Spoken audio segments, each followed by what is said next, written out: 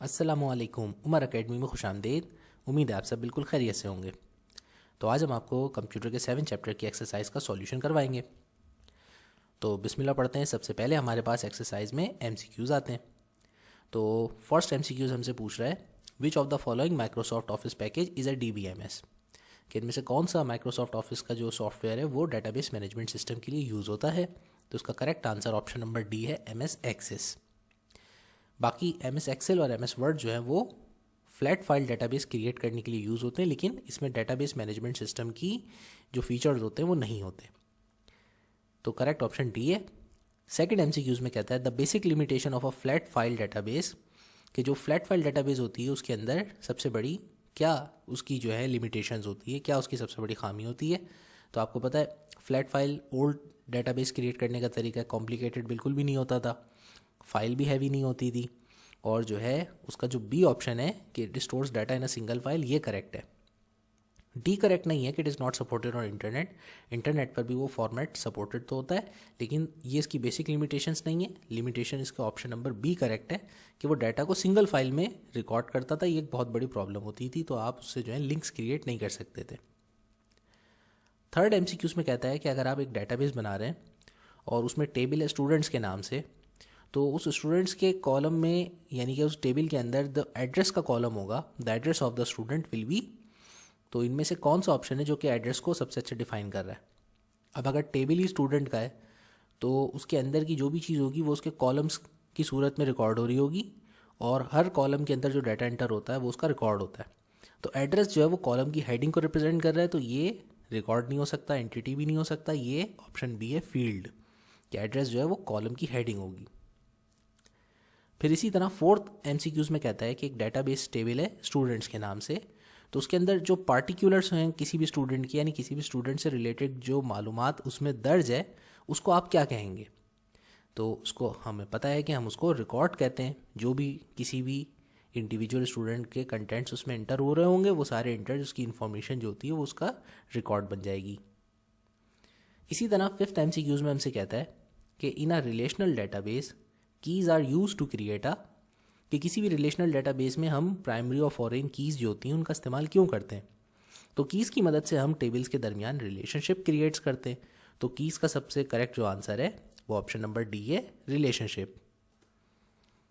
Okay, अब इसके बाद नंबर 6 एमसीक्यूज में हमसे कहता है, a field that stores the names of the student should be define as, कि एक फील्ड जिसमें स्टोर हो रहे हों बच्चों के नेम्स, तो उनको किस तरह से किस डाटा टाइप से डिफाइन करना चाहिए। तो आपको पता है नेम्स कभी भी इंटीजर्स में नहीं हो सकते। इंटीजर्स तो होल नंबर्स को कहते हैं, और ना ही फ्लोट में हो सकते हैं क्योंकि ये डेसिमल नंबर्स होते हैं। बूलियन में 0 1 होता है। तो करेक्ट ऑप्शन नंबर सी है, स्ट्रिंग डाटा के अंदर नंबर्स, अल्फ़ाबेट्स, स्पेशल कैरेक्टर्स सब आ जाते हैं। तो नाम स्टोर करने के लिए इन तीन को छोड़ गए ये सी ऑप्शन जो है स्ट्रिंग सबसे करेक्ट है। नंबर 7 में हमसे कहते हैं, अ की that allows only unique entries in a field is called, कि वो कौन सी की होती है जिसकी वजह से आप हर दफ़ा अपने डाटा में यूनिक वैल्यू को रिकॉर्ड कर सकते हैं। तो ऐसा सिर्फ प्राइमरी की करती है कि प्राइमरी की जिस फील्ड के ऊपर आप इंसर्ट करवाते हैं तो फिर उस फील्ड की तमाम वैल्यूज़ जो होती हैं वो एक दूसरे से डिफरेंट होती हैं, यानी हर टाइम जो वैल्यू आप एंटर करेंगे वो पिछली तमाम वैल्यूज से यूनिक होगी। तो ऐसा प्राइमरी की करती है, तो ए ऑप्शन करेक्ट आंसर है। नंबर 8 में कहते हैं, डाटा रिडंडेंसी का क्या मतलब होता है। आपको मालूम है डाटा रिडंडेंसी हमने बताया था डुप्लीकेशन ऑफ डाटा को कहते हैं, कि डाटा बार बार जो है उसमें एक्स्ट्रा कॉपी ना हो, तो ये डाटा रिडंडेंसी कहलाता है। तो मॉडर्न डेटाबेसेस जो होती हैं वो डाटा रिडंडेंसी नहीं होने देती। जो फ्लैट फाइल जो ओल्ड डेटाबेसेस थी उनमें ये एक बड़ी प्रॉब्लम थी कि वो डाटा को डुप्लीकेट करती थी। नाइन्थ एमसीक्यूज में अब आपसे कहता है कि the relationship that matches one record of an entity with one record of another entity is called, कि अगर आप रिलेशनशिप बना रहे हैं दो टेबल्स के दरमियान और उसमें फर्स्ट टेबल की जो फील्ड है उसका ताल्लुक किसी दूसरे टेबल की किसी एक फील्ड से है, तो यहाँ पर रिलेशनशिप किस किस्म का होगा। तो उसका करेक्ट आंसर जो होगा ऑप्शन नंबर ए होगा, क्योंकि यहाँ पर एक रिकॉर्ड एक टेबल की एंटिटी का दूसरे टेबल के एक ही रिकॉर्ड से कंपेयर किया जा रहा है, तो ये 1 to 1 रिलेशनशिप है। अगर कभी ऐसा हो कि किसी टेबल की एक एंटिटी जो आपकी फील्ड है उसका जो रिकॉर्ड है वो एक से ज़्यादा टेबल्स या एक ही टेबल की एक से ज़्यादा फील्ड्स के साथ कनेक्टेड हो, तो वो 1 to many रिलेशनशिप हो जाता है। और अगर इसी तरीके से अगर आपके पास एक टेबल की बहुत सारी फील्ड्स का रिलेशनशिप जो है दूसरे टेबल्स की बहुत सारी फील्ड्स के साथ इंटरकनेक्टेड हो तो वो मैनी टू मैनी रिलेशनशिप होता है। तो इस एमसीक्यूज में करेक्ट आंसर ऑप्शन ए है। इसी तरह एमसीक्यू नंबर 10 में हमसे कह रहे हैं the shape that is use to represent an attribute in an ERD is. तो एट्रीब्यूट दूसरा नाम है जो कि फील्ड के लिए या कॉलम के लिए यूज़ होता है किसी भी टेबल की, और एंटिटी दूसरा नाम है किसी भी टेबल का। तो एंटिटी की जगह टेबल भी लिखा हुआ होता है अक्सर, और टेबल को एंटिटी भी कह सकते हैं। तो अगर आपके पास इस तरह से आप इंटरप्राइज रिसोर्स जो डायग्राम होती थी एंटिटी रिलेशनशिप मॉडल की, तो वो अगर आप बनाना चाहते हैं तो उसमें आप जो है किस तरीके से फील्ड्स को रिप्रेजेंट करेंगे। तो हमने लास्ट टाइम एक डायग्राम बनाई थी, उसमें रेक्टेंगल्स की मदद से टेबल्स को डिफाइन किया था, और उसमें जो एलिप्स शेप यूज़ किया था हमने, तो उसकी मदद से हमने फील्ड्स को डिफाइन किया था। तो ये फिक्स है, आप अपनी मर्ज़ी से कोई और शेप यूज़ नहीं कर सकते एट्रीब्यूट्स को या फील्ड्स को रिप्रेजेंट करने के लिए। तो आप हमेशा रेक्टेंगल से, जैसे ये रेक्टेंगल बना हुआ है, इससे टेबल को या एंटिटी को डिफाइन करते हैं, और एलिप्स जो शेप होता है उसकी मदद से आप जो है डिफाइन करते हैं उसके फील्ड्स या कॉलम्स को। उसके बाद हमारे पास अब आ जाते हैं मैच द कॉलम्स। तो मैच द कॉलम्स में सबसे पहले लिखा हुआ है प्राइमरी की। तो प्राइमरी की का जो सबसे करेक्ट आंसर है वो ऑप्शन नंबर बी है कि always unique value in field, कि इसकी मदद से यूनिक वैल्यू रिकॉर्ड की जाती है। सेकंड एमसीक्यूज में लिखा हुआ है इंटीगर डाटा। आपको पता है इंटीगर होल नंबर्स को कहते हैं, तो इसका करेक्ट आंसर जो है वो ऑप्शन नंबर डी है, नंबर विदाउट डेसिमल पॉइंट। इसी तरह सी में लिखा हुआ है रिलेशनशिप। तो इसका करेक्ट आंसर जो है ऑप्शन नंबर ई है, कि रिलेशनशिप का मतलब होता है दो टेबल्स के दरमियान कनेक्शन, कि इनकी वैल्यूज़ का आपस में कोई रब्त है। फोर्थ ऑप्शन में फील्ड के बारे में पूछा है। फील्ड आपको पता है कॉलम को कहते हैं, तो इसका करेक्ट आंसर जो है वो ऑप्शन नंबर ए है, एट्रीब्यूट्स। क्योंकि अभी इन्होंने हमें जो ऊपर एमसीक्यूज दिया था लास्ट, उसमें भी इन्होंने एट्रीब्यूट का वर्ड यूज़ किया था। तो फील्ड और एट्रीब्यूट का एक ही मतलब होता है, ये टेबल के कॉलम्स को कहते हैं। पाँचवें नंबर पे हमें एमसीक्यूज में व्यू के बारे में पूछा है। व्यू क्या होता है? तो इसका करेक्ट आंसर जो है इस गिवन ऑप्शंस के अंदर जो है वो एफ ऑप्शन है, शोज़ वर्चुअल डाटा। हमने जब एम एस एक्सेस पे काम किया था तो व्यूज़ की मुख्तलिफ टाइप्स आपको सिखाई थी। कुछ ऐसे व्यूज़ होते हैं जिस पे आप सिर्फ डाटा को वर्चुअली सिर्फ व्यू कर सकते हैं, जैसे चार्ट व्यू था, पाइवट टेबल व्यू था, उसमें आप डाटा को एडिट या एंटर नहीं कर सकते। बाकी जो हमारे पास डिज़ाइन व्यू होता है उसमें सिर्फ आप टेबल को डिज़ाइन कर सकते थे, और डाटा शीट व्यू में दोनों काम कर सकते थे, व्यू भी कर सकते थे और डिज़ाइन भी कर सकते थे। नंबर 6 में हमसे कह रहा है flat file system. Flat file system आप वाकिफ़ है इससे, इसका correct answer option number C है, कि फ्लैट फाइल सिस्टम डाटा को सिर्फ प्लेन टेक्स्ट फॉर्म में या सिंगल फाइल में स्टोर करता है। इसी तरह से लास्ट हमारे पास जो ऑप्शन है वो है एंटिटी का। तो एंटिटी किसको रिप्रेजेंट करता है? अब बचा ही लास्ट ऑप्शन है जी, कि एंटिटी का मतलब होता है टेबल जिसके अंदर अपने एट्रीब्यूट्स या अपने कॉलम्स होते हैं। तो इसका करेक्ट आंसर ऑप्शन नंबर जी है। उसके बाद चलते हैं क्वेश्चन आंसर्स की तरफ। तो हमारे पास फर्स्ट क्वेश्चन जो दिया हुआ है वो दिया हुआ है ये चैप्टर में, कि why database management system is preferred over flat file system. कि हम डेटाबेस मैनेजमेंट सिस्टम को क्यों प्रेफर करते हैं सिंगल फाइल या फ्लैट फाइल सिस्टम के ऊपर। तो उसके एडवांटेजेस बहुत सारे, हमने वर्किंग भी जिस वक्त करी थी तो बहुत से तो हमें प्रैक्टिकली लाइव हमने देख लिए थे कि वो सारे एडवांटेजेस। तो रिपीट करा देते हैं एक दफ़ा आपको कि भाई सबसे बड़ा एडवांटेज ये होता है कि एफिशिएंसी और डाटा रिडंडेंसी। कि जो मॉडर्न डेटाबेसेस होती हैं उसमें आपको बार बार डाटा को अलग अलग टेबल्स में कॉपी पेस्ट नहीं करना पड़ता। इस तरह से आपका टाइम भी बचता है और फाइल का साइज़ भी रिड्यूस रहता है, और आपके पास कम स्पेस के अंदर जो है एक कंसिस्टेंसी के साथ डाटा को देखा, व्यू किया और एडिट किया जा सकता है।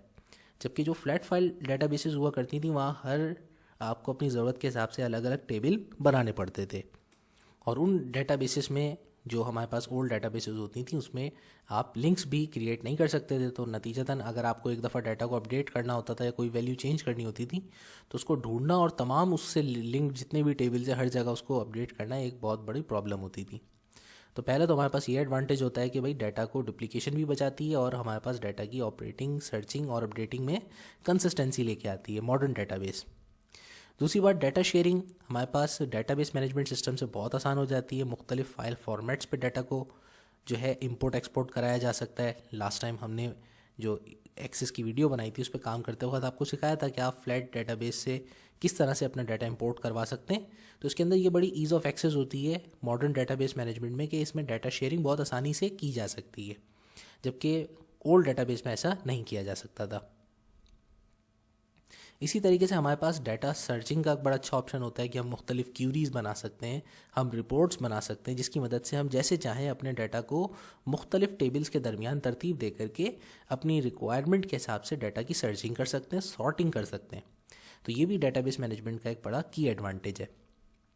इसी तरह चौथा एडवांटेज जो है वो है डाटा सिक्योरिटी, कि इसके अंदर हमारे पास पासवर्ड प्रोटेक्टेड फीचर्स होते हैं कि हम डाटा को जो है प्रोटेक्ट कर सकते हैं अपने, ठीक है। और हम जो है मुख्तलिफ इसके यूज़र्स के दरमियान जो हैं वो एक एक्सेस की लिमिटेशन क्रिएट कर सकते हैं कि भाई किस यूज़र के पास कितना डाटा को एक्सेस करने की ऑथेंटिकेशन है, ऑथराइजेशन है, उससे ज़्यादा वो डाटा एक्सेस नहीं कर सकता। तो इस तरह से आपके डाटा की जो है सिक्योरिटी भी पॉसिबल होती है। फ्लैट फाइल डाटाबेस में ऐसा पॉसिबल नहीं था, उसमें तो सिंगल फाइल होती थी, जो भी उसको ओपन करेगा तो उसके सामने वो तमाम डाटा होगा जो जिसका उससे कंसर्न हो नहीं भी होता। इसी तरीके से लास्ट ऑप्शन है इजी रिकवरी। जो मॉडर्न डेटाबेस मैनेजमेंट सिस्टम है वो डाटा का बैकअप बनाते रहते हैं, तो अगर कभी जो है किसी वजह से अगर आपका जो है डाटा लॉस हो जाता है तो आपको उसको रिकवर करने में आसानी रहती है, जबकि फ्लैट फाइल डेटाबेस में ऑटोमेटिक डाटा बैकअप क्रिएट नहीं होता था। उसके बाद अब नेक्स्ट क्वेश्चन की तरफ चलते हैं। तो नेक्स्ट क्वेश्चन कह रहा है discuss the use of databases in business with example. ये बताइए डाटाबेस का कहाँ इस्तेमाल किया जाता है बिजनेस में, और आपने मिसालों से बात एक्सप्लेन करनी है। तो हम मुख्तलिफ बिजनेस सेक्टर्स की मिसालों से आपको एक्सप्लेन करते हैं कि कहाँ कहाँ हमारे पास डेटाबेसेस और किस किस बिज़नेस में कैसे यूज़ होती हैं। तो सबसे पहले हमारे पास बैंकिंग सेक्टर का जिक्र किया गया है। बैंकिंग सेक्टर में आपको मालूम है कि हम डेटाबेस की मदद से जो है कस्टमर्स की इन्फॉर्मेशन जो है सेव करते हैं, उनके अकाउंट्स की इन्फॉर्मेशन सेव करते हैं, किसके कितना लोन लिया हुआ है, किसने दिया हुआ है, किसकी कितनी पेमेंट्स बाकी हैं, कितनी इंस्टॉलमेंट्स बाकी हैं। तो ये सारी इन्फॉर्मेशन जो होती है वो बैंकिंग सेक्टर की जो डेटाबेस होती है उनकी, तो उसमें रिकॉर्ड होती है। इसी तरीके से एयरलाइन जो हमारे पास बिज़नेस इंडस्ट्री है वो जो होती है उसमें तमाम तर फ्लाइट्स की रिजर्वेशंस का डाटा, एम्प्लॉयज़ का डाटा, तो इसमें उनको भी अपने जो है सारे के सारे डाटाबेस की ज़रूरत पड़ती है इस सारी इन्फॉर्मेशन को मैनेज करने के लिए। इसी तरह से यूनिवर्सिटीज़ में भी हमारे पास इस्तेमाल होता है डेटाबेस मैनेजमेंट सिस्टम, कि तमाम स्टूडेंट्स जितने भी उनके प्रीवियस स्टूडेंट्स होते हैं उनकी डिग्री की इन्फॉर्मेशन, कि भाई उन्होंने किस साल में कौन से सब्जेक्ट्स के अंदर किस परसेंटेज के साथ क्लियर किया था, तो सारे सर्टिफिकेट्स की इन्फॉर्मेशन, करंट स्टूडेंट्स की इन्फॉर्मेशन, तो ये एक बड़ी लार्ज स्केल डेटाबेसेस होती हैं जो यूनिवर्सिटीज़ मेंटेन करती हैं। इसी तरह बड़ी इंपॉर्टेंट होती है टेली कम्युनिकेशन की, कि जो है डेटाबेस के उसमें तमाम जितने भी उनके कंज्यूमर्स होते हैं, कस्टमर्स हैं, उनके सबकी जो है डाटा रिकॉर्डिंग होती है। अब आप इजी लोड करवाते हैं तो भाई आपका जो है करेक्ट डाटा आपके जो है ना उसमें रिकॉर्ड होना चाहिए, कि पता चला आपने 500 रुपये का इजी लोड करवा लिया और उन्होंने वहाँ पे जो है आपके पास सिस्टम में अगर 50 रुपीज़ का आ रहा है तो कैसा लगेगा फिर। तो ये सारी जो है इस किस्म की तमाम एरर से पाक होती हैं वो सारी डेटाबेस, और जो है उसको मैनेज करने के लिए ही हमें एक डेटाबेस मैनेजमेंट सिस्टम की ज़रूरत पड़ती है। इसी तरीके से हर कंपनी का एक फाइनेंस का सेक्टर होता है जिसका काम जो है उसकी सारी फाइनेंशियल मालूमात जो होती है उसको रिकॉर्ड करना होता है।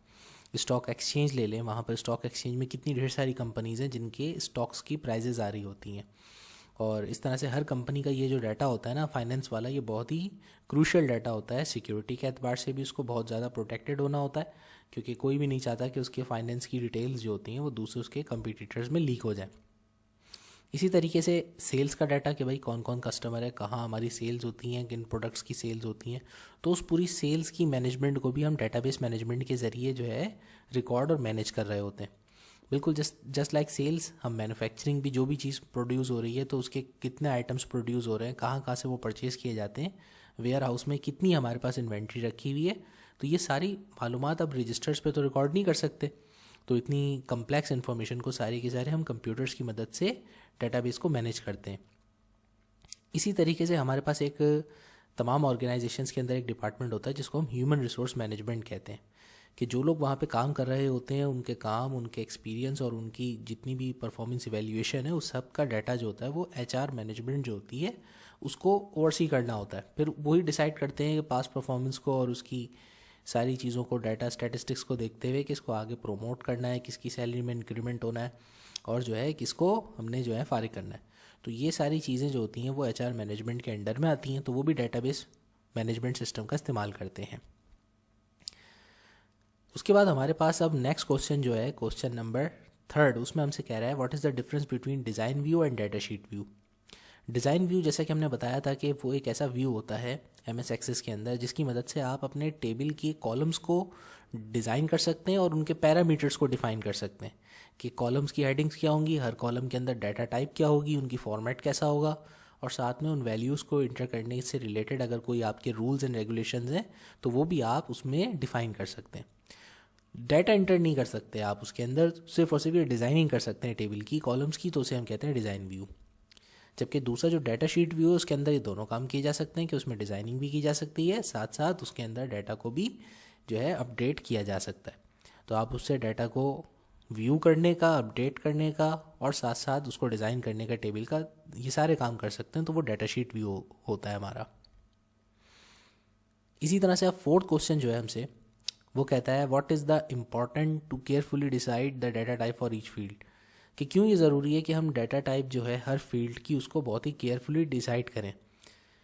मैंने लास्ट लेक्चर में जब हम काम कर रहे थे तो आपको बताया था कि भाई देखें MS एक्सेस के ऊपर अगर डाटा टाइप आपने करेक्ट डाली हुई होगी ना तो उससे आपकी एरर्स कम से कम होंगे। जब आप किसी भी मोबाइल फ़ोन से डायल करते हैं, किसी को कॉल करते हैं, तो आपके सामने नंबर्स आ जाते हैं, नंबर पैड खुल जाता है, क्योंकि उसको मालूम होता है कि भाई आपने अगर कॉन्टैक्ट नंबर डायल करना है तो डायल पैड में सिर्फ नंबर्स होने चाहिए आपके पास। हर किसी का टेलीफोन नंबर जो होता है वो सिर्फ नंबर्स पे डिपेंड करता है। तो इसी तरीके से वो क्या करता है, लिमिटाइज कर देता है कि कोई गलती से कोई दूसरी अदर की प्रेस ना हो जाए आपसे। तो हमारे पास डाटा टाइप सेलेक्ट करने से होता ये है कि हम डाटा एंट्री के वक्त बहुत सारी मिस्टेक से बच जाते हैं। अगर उसमें डाटा टाइप एक ख़ास किस्म की सेट होगी तो अगर जल्दी में कोई टाइपिंग भी कर रहा है तो वो अगर इंटर करेगा, गलत डाटा टाइप से इंटर करेगा, तो वो कंप्यूटर वहीं वार्निंग दे देगा कि भाई इसकी जो है ना डाटा टाइप ये नहीं है, आपने डाटा गलत इंटर किया है। तो आप जो है उसको वहाँ पर लिमिटेशंस भी क्रिएट कर सकते हैं और डाटा बिल्कुल एक्यूरेटली आपका रिकॉर्ड होगा फिर। तो हमारे पास जो डाटा टाइप्स होती हैं MS एक्सेस के अंदर, उनमें इंटीजर्स आते हैं जो कि होल नंबर वैल्यूज़ को, भले से पॉजिटिव या नेगेटिव होल नंबर्स हों, उनको डिफाइन करते हैं। अगर आपके पास डाटा डेसिमल में आता है, ठीक है भाई, तो आप उसको floating point data type set कर दें। अगर आपने कोई अल्फ़ाबेटिक डाटा रखना है खाली, जिसमें नाम जैसे कॉमनली होते हैं, तो उसमें आप सिर्फ और सिर्फ डाटा टाइप कैरेक्टर सेट कर दें।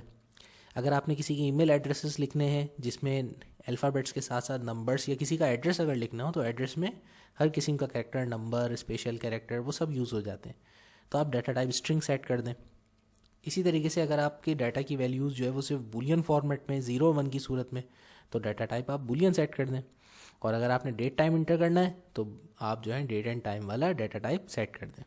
तो इससे एक कन्वीनियंस हो जाएगी, डाटा जल्दी बिना गलती के रिकॉर्ड होगा। अब हमारे पास नेक्स्ट जो क्वेश्चन है, क्वेश्चन नंबर 5, वो हमसे कहता है what is the difference between table and view. तो ये बताइए टेबल और व्यू में क्या फ़र्क होता है।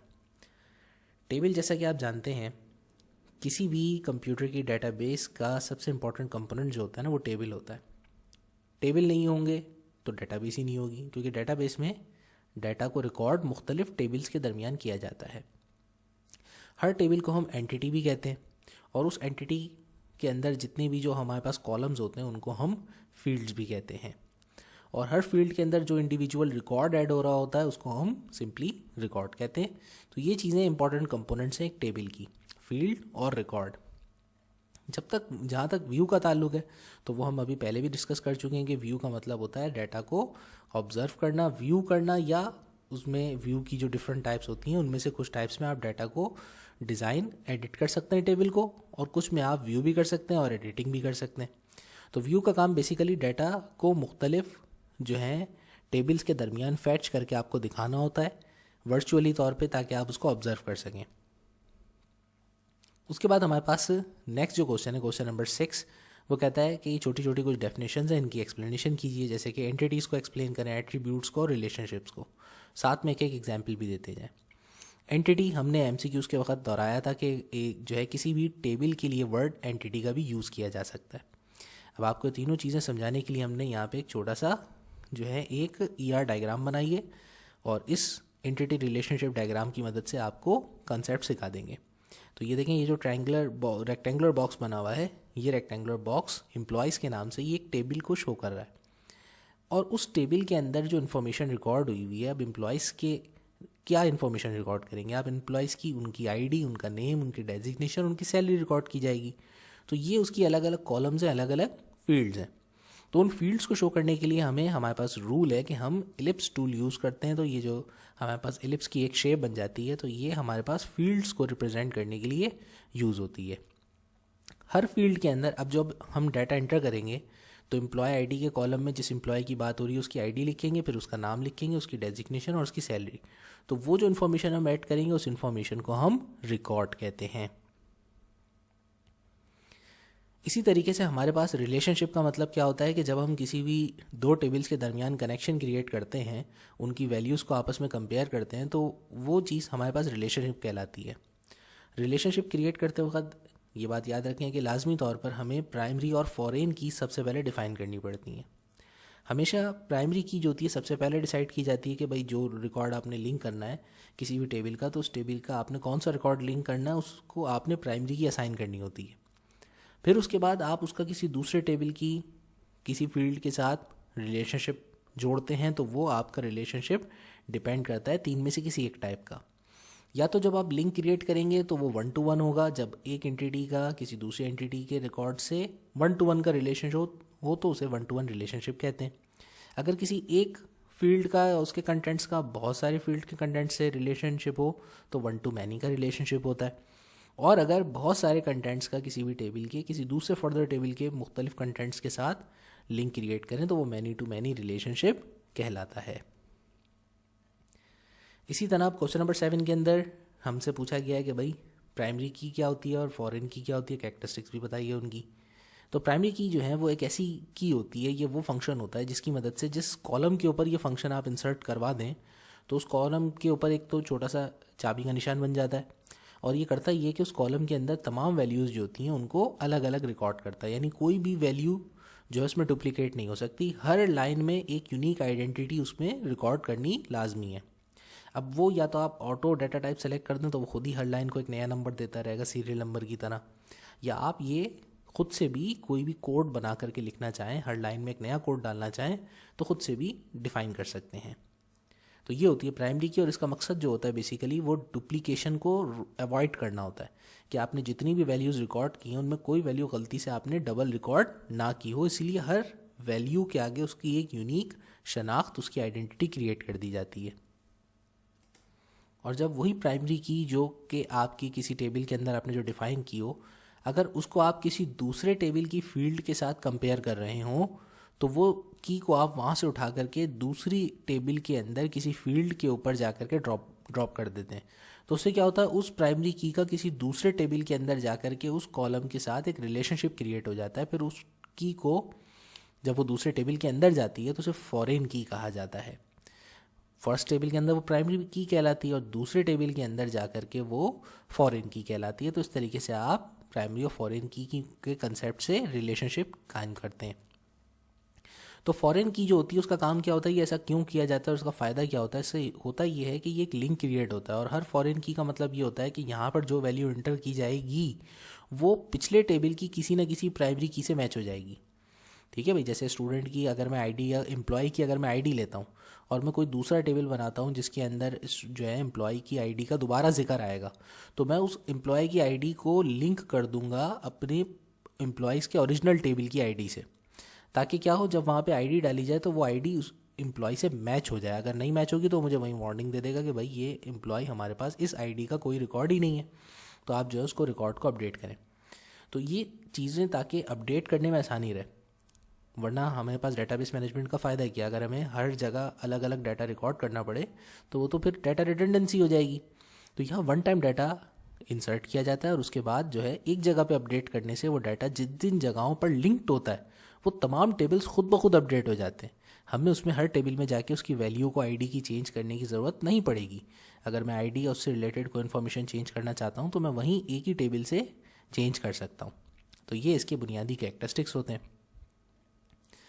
इसी तरीके से अब हमारे पास नेक्स्ट क्वेश्चन में कहता है right 3 benefits of using relationship in the database, कि ये भाई रिलेशनशिप क्रिएट करने का फ़ायदा क्या होता है। अभी जितनी बातें करी मैंने वो मेरी इन्हीं 3 बातों को पॉइंट्स को एक्सप्लेन करती हैं कि सबसे पहले आपको एक्सेस में आसानी हो जाती है। जैसे हमने लास्ट टाइम जब वहाँ पे रिलेशनशिप क्रिएट किया था तो हम वहीं पर प्लस के साइन पे क्लिक करते थे और उससे रिलेटेड दूसरे टेबल की जो इन्फॉर्मेशन होती थी वो सारी एक ही जगह डिस्प्ले हो जाती थी। और अगर मैं वहाँ पे मॉडिफिकेशन करता तो अगले टेबल में जाने की ज़रूरत नहीं पड़ती, वो इन्फॉर्मेशन वहाँ भी अपडेट हो जाती, यहाँ भी अपडेट हो जाती। तो ये होता है ease of access, ease of modification, और इससे डाटा रिडंडेंसी भी नहीं होती, डुप्लीकेशन भी नहीं होगी। अब चलते हैं नेक्स्ट क्वेश्चन की तरफ, जो कि हमसे कहता है discuss the importance of ERD in business. कि भाई एंटिटी रिलेशनशिप डायग्राम जो बनाई जाती है उसकी क्या इंपॉर्टेंस होती है। सिर्फ बिजनेस में इंपॉर्टेंस नहीं होती, जब भी आप डेटाबेस बनाएं, कोई भी रिलेशनल डेटाबेस बना रहे हों, तो सबसे इम्पोर्टेंट जो हमारे पास पहलू होता है सबसे पहले, वो डेटाबेस की प्लानिंग होता है। कि आप बनाना क्या चाह रहे हैं, रिकॉर्ड क्या करना चाह रहे हैं, किन चीज़ों की आपको रिक्वायरमेंट की ज़रूरत पड़ेगी, पहले आप उसे डिफ़ाइन करें कि आपकी जो है रिक्वायरमेंट्स क्या हैं।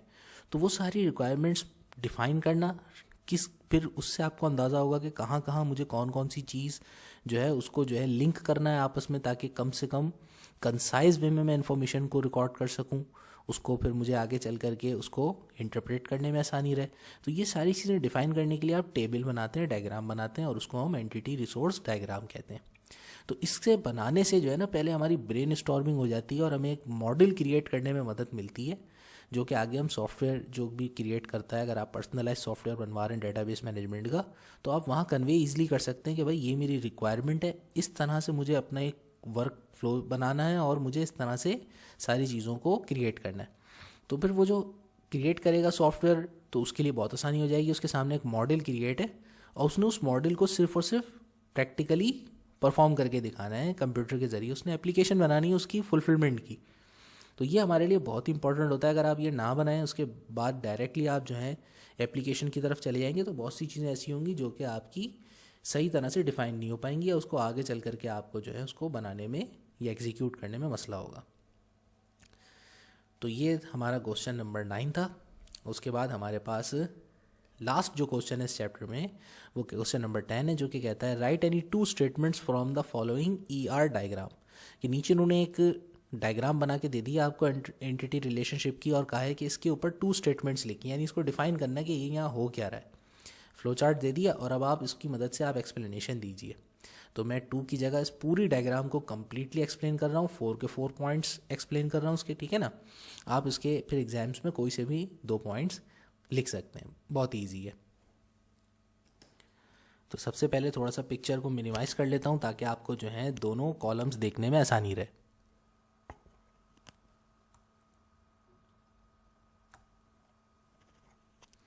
अब हम देख सकते हैं कि हमारे पास जो डायग्राम है उसमें कंपनी जो है, जितनी भी ये चारों जो रेक्टेंगल्स हैं, ये हमारे पास अलग अलग टेबल्स को शो कर रहे हैं, ठीक है भाई।